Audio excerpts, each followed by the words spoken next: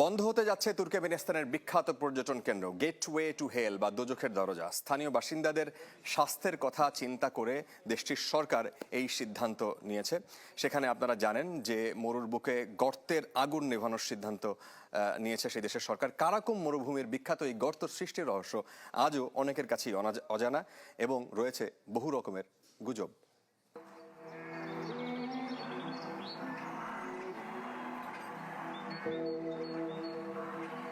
মরুভূমির বুক চিরে বিরাট এক গর্ত, তার মাঝে দিনরাত জ্বলছে আগুন।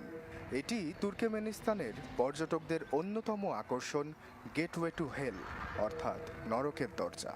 কিন্তু কেন একে বলা হয় নরকের দরজা? কারাকুম মরুভূমির দারভাজা অঞ্চলে অবস্থিত বিখ্যাত এই ক্রেটার বা জ্বালামুখের উৎপত্তি নিয়ে নিশ্চিত কোনো তথ্য নেই, রয়েছে অনেক গুজব। স্থানীয়দের বিশ্বাস, পাপিষ্ঠদের এই দরজা দিয়েই প্রবেশ করতে হবে নরকে। সেখান থেকেই এই অদ্ভুত নামকরণ গেটওয়ে টু হেল অথবা ডোর টু হেল। বলা হয় 1971 সালে সর্বপ্রথম কিছু রাশিয়ান ভূতাত্ত্বিক এই অঞ্চলে আসেন তেলের সন্ধানে, কিন্তু গর্ত খুঁড়তেই বাধে বিপত্তি। চারপাশ ছেয়ে যায় মিথেন গ্যাসে।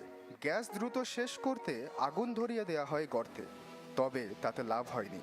50 বছর পেরিয়ে গেছে, এখনো ফুরায়নি গ্যাস, নেভেনি আগুন। 70 মিটার চওড়া এবং 20 মিটার গভীর এই গর্তে দিনরাত এক মুহূর্তের জন্য বন্ধ হয় না আগুন। ভ্রমণ পিপাসুদের অন্যতম আকর্ষণ এই ভয়ঙ্কর সুন্দর গর্তটি। তবে সম্প্রতি ক্রেটার বা জ্বালামুখটি ধ্বংসের নির্দেশ দিয়েছেন দেশটির প্রেসিডেন্ট। আশপাশের বাসিন্দাদের স্বাস্থ্য ঝুঁকির কথা বিবেচনায় নেওয়া হয়েছে এমন উদ্যোগ। আশ্বাস চৌধুরী, চ্যানেল 24।